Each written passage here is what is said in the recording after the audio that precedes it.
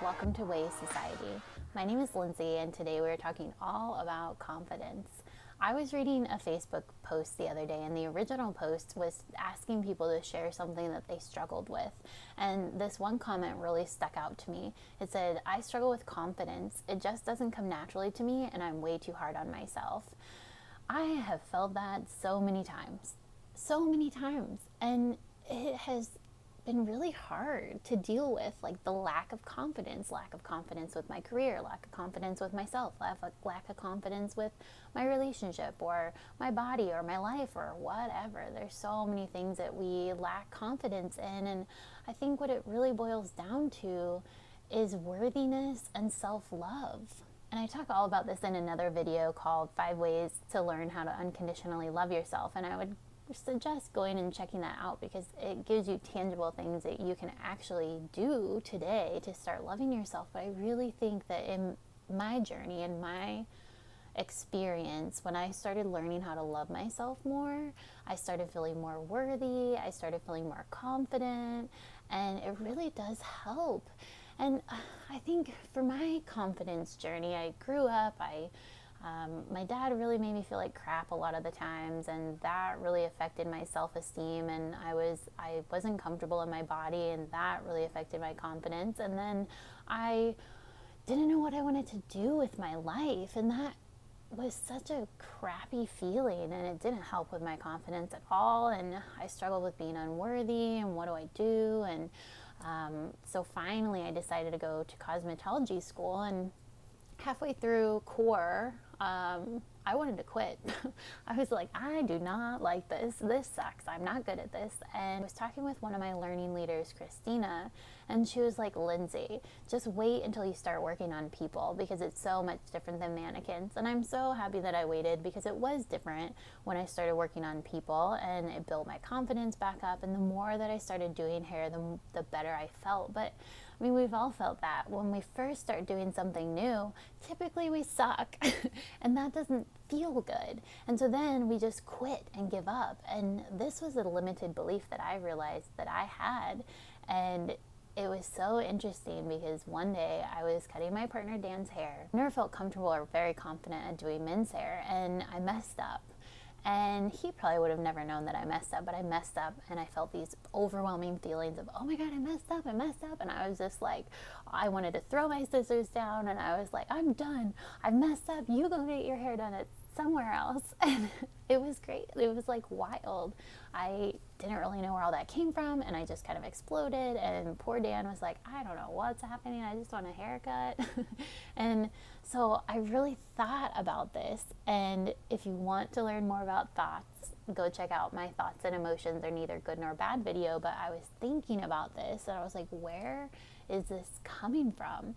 And I realized that when I was a teenager, my dad was really hard on us, and I just being who I am, I have been a forgetful person in my life, and he would ask me to do a bunch of stuff, and I would do maybe half of it, and I would forget the other things, and so he'd yell at me for forgetting all the things I didn't do. But he wouldn't say, oh, you did a great job on this stuff, but you forgot this stuff or whatever.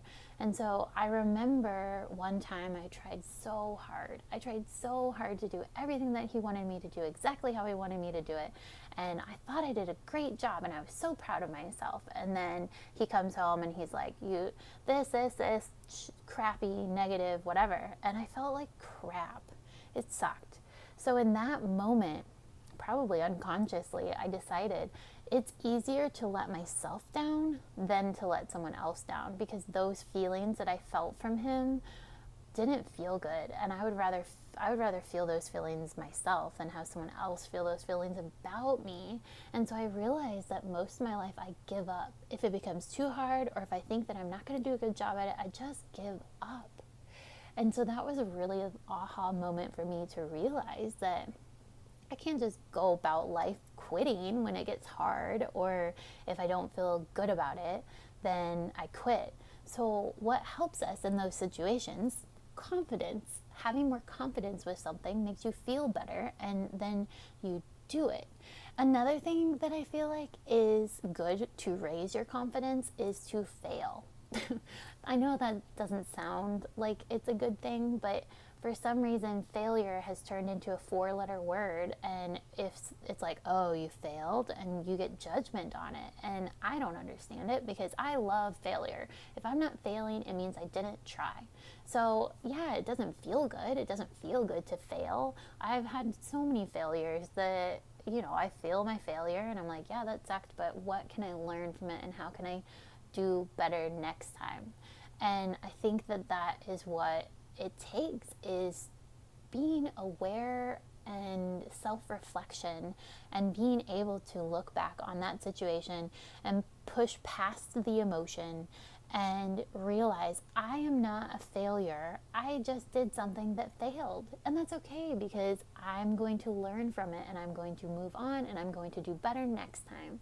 So I think failure is a huge way that we can build our confidence because we're taking action to do something to get better at it, and we're going to fail. I mean, think about it. When you were a little kid, how many times did you fall on your freaking face when you were learning how to walk? Like, we all fell thousands and thousands and thousands of times, and those kids got right back up. It wasn't until you turned into an adult that you picked up that idea that failure is bad.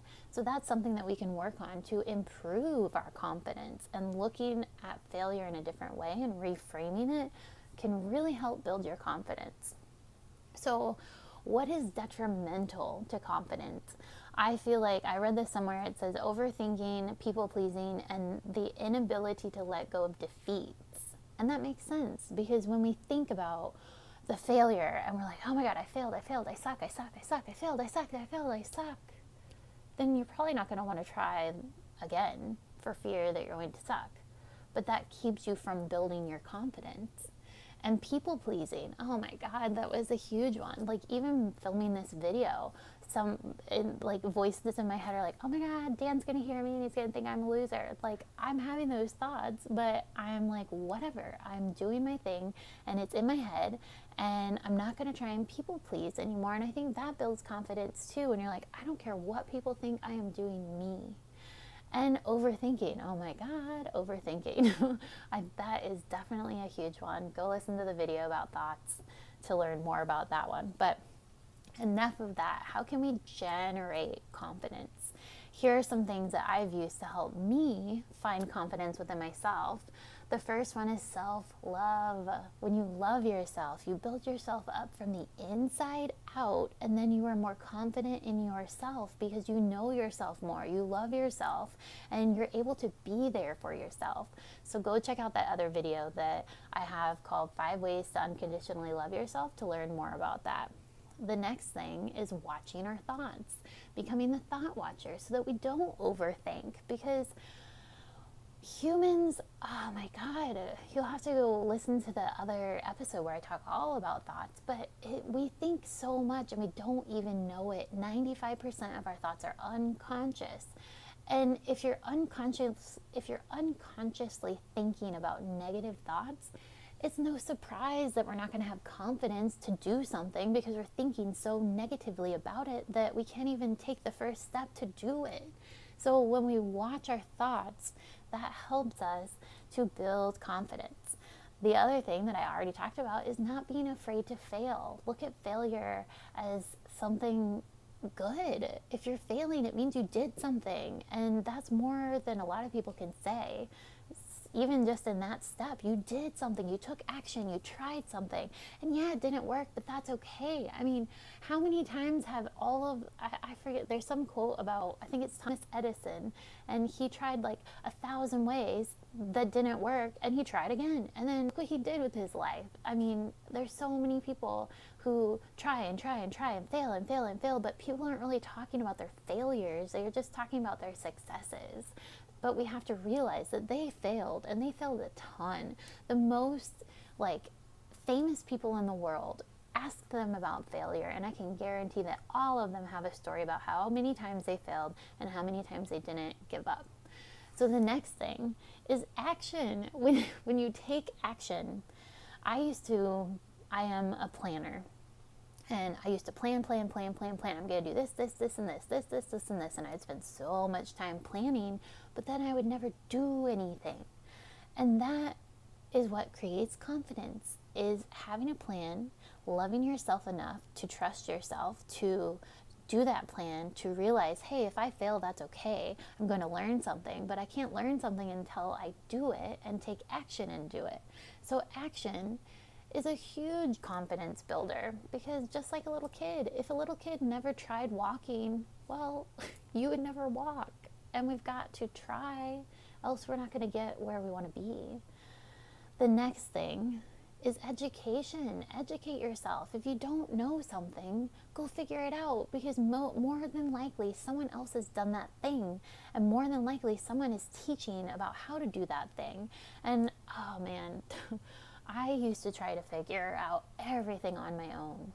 And that was one of the biggest things that helped me with my business, is investing in a business coach. Because the funny thing was, I invested in a business coach early in my career, and I'll talk all about that in later episodes.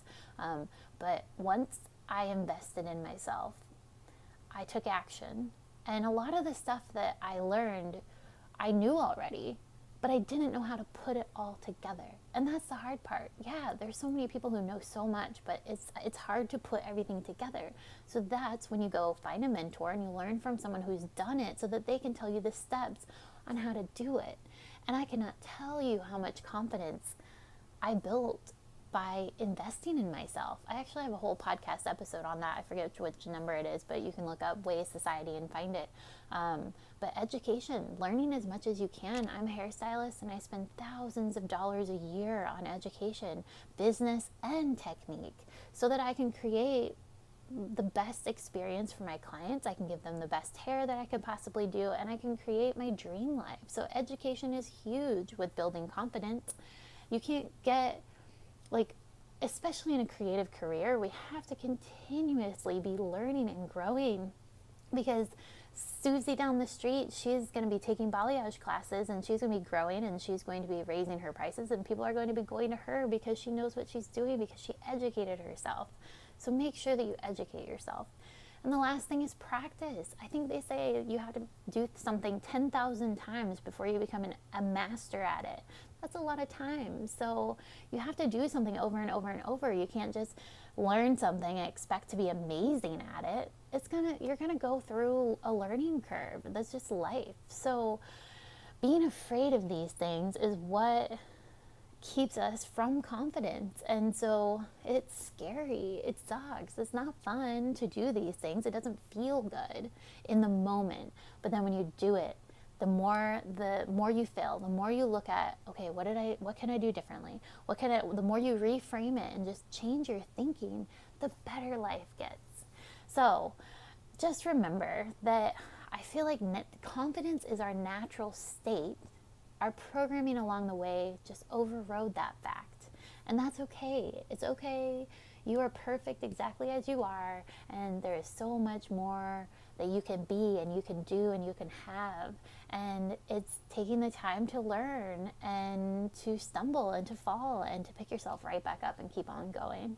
If you want to learn more about this, I talk way more in depth on my podcast. It's season 3, episode 3.